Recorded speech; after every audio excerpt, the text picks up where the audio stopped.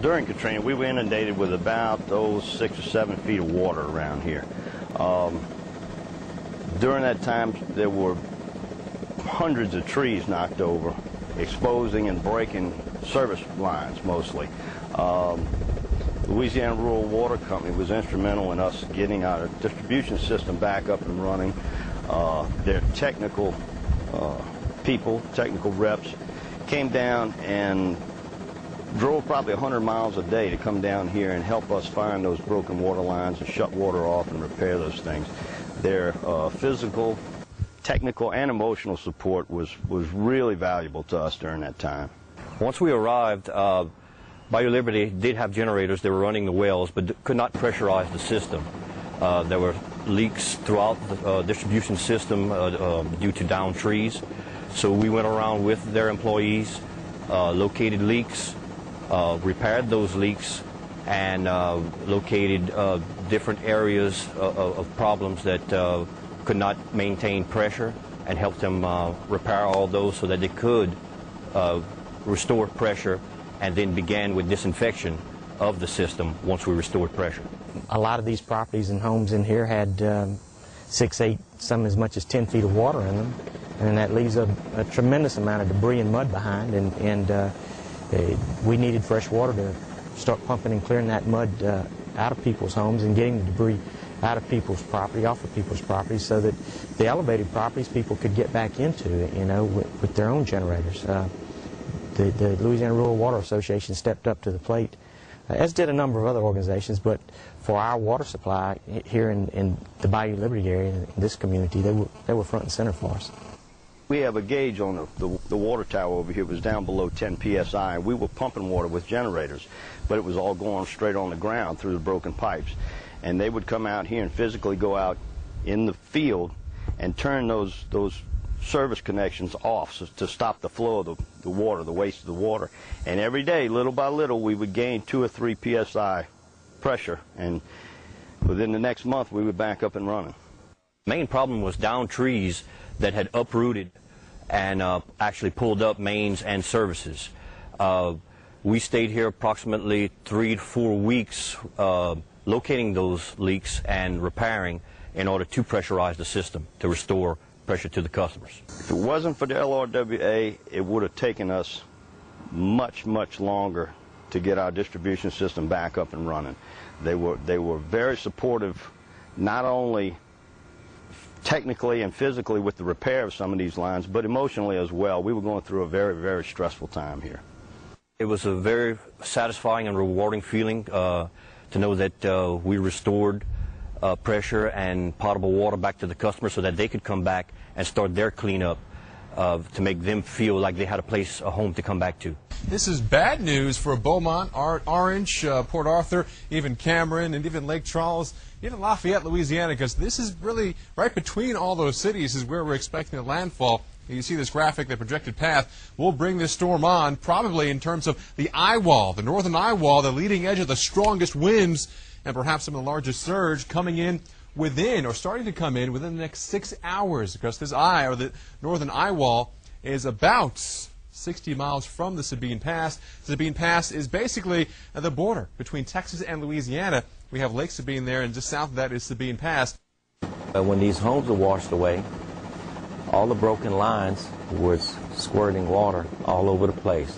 Once that was done, all the towers drained of its water.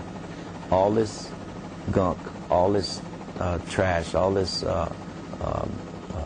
bad water, salt water, got into those lines. My staff had to go in there and help locate meters, had to locate valves, we had to turn all this stuff off. We had to pressurize the water system, we had to treat the water, we had to flush and flush and flush and flush these systems to get all the lines cleaned out again before communities could come back into their homes. And what does that do? I've always felt that once you get water flowing again, the people are going to come back, and they're going to come back so they can get their lives together. They're going to start cleaning their homes. They're going to start cleaning their property. Without water, you can't do anything. Hurricane Rita struck here the morning of September 24th, 2005, and totally devastated this office area. There was debris in here, approximately, I would say, 8 or 9 tons of debris we had to remove. These walls were demolished. The inside of the office was all pushed out to the north side over there. All the structures, the structural framework remained. And what we did what they call FEMA mitigation. We took and elevated our office with our engineers. We elected not to demolish the building. Thus, we saved our taxpayers approximately $750,000 by not doing this, by reframing our structure. We had a lot of assistance from the LRWA. They helped us to restore our system, which was badly damaged. We got the water back up to the people in Cameron within 10 days following Hurricane Rita. And then following Hurricane Ike, due to the fact that our wells had been elevated, we had the water back up within 4 days. When I arrived here in Cameron Parish after Hurricane Rita had impacted the parish, we found many of the homes and businesses and commercial buildings destroyed and washed away. And the first part we had to do was to help repair the infrastructure, being the water infrastructure, getting the water wells going, removing debris, and isolating services because the homes was no longer there. And every time we turn on the water line somewhere, the water would come out of the lines going to the homes that had been washed off, and we'd have to turn that service connection off. Also, we had to isolate in sewer connections to prevent infiltration further into the sewer system, replacing manhole covers. And then the big task was to get the motors and the generators down here to get the water wells back operational so that we could start the system to flowing and getting the tanks filled back up with water. So for the people who was down here trying to clean up their homes and their businesses. The biggest thing that stands out in my mind was whenever the circuit rider from Rural Water found me, because where we were, we had no communications. And he showed up and he found me, and he was able to sit me down and get me to gather my thoughts.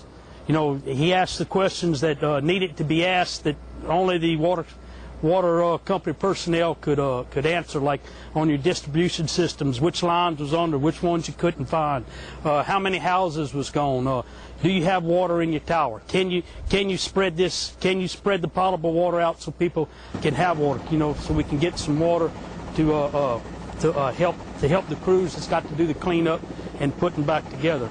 Because whenever we came in right after Rita, you have to realize that we was all coming back home and there was no homes left. There was nothing left, you know, and we was all taken back and devastated with that, plus trying to go do our job, getting potable water up, you know, to the people and the rescue workers. And it was one big mental state that I had never experienced until that time. And that's one thing that I do have to give Rural Water, the people that came out. I don't know whether they had special training on this or whatever, which evidently they had to. They had the capability to sit down there and talk with you, grab you, and shake the cobwebs out of your head where you can start thinking. You know, getting back on the right track. You know, whenever you had questions about which way to go, they was there to point you in the right direction. Because what they wound up doing was priceless. There's no other term to describe it. The job that they did, it was just priceless. You know, they were there when they was needed, and they stayed. You know, and they stayed till you got everything going. Louisiana Rural Water was one of our first responders. In fact, they called me. I didn't have to call them. I told them when we could get to Cameron. We come to Cameron that Monday. Tuesday morning, they were here to assist us. And what we had to do, we had to isolate every valve in the town of Cameron because every house is gone. We had approximately 99% destruction down here. The only building remaining was the Cameron Parish Courthouse, and it wasn't usable at the time. So their work was mainly a lot of manpower, which they provided, all our systems in Lower Cameron Parish, to assist us in isolating these valves.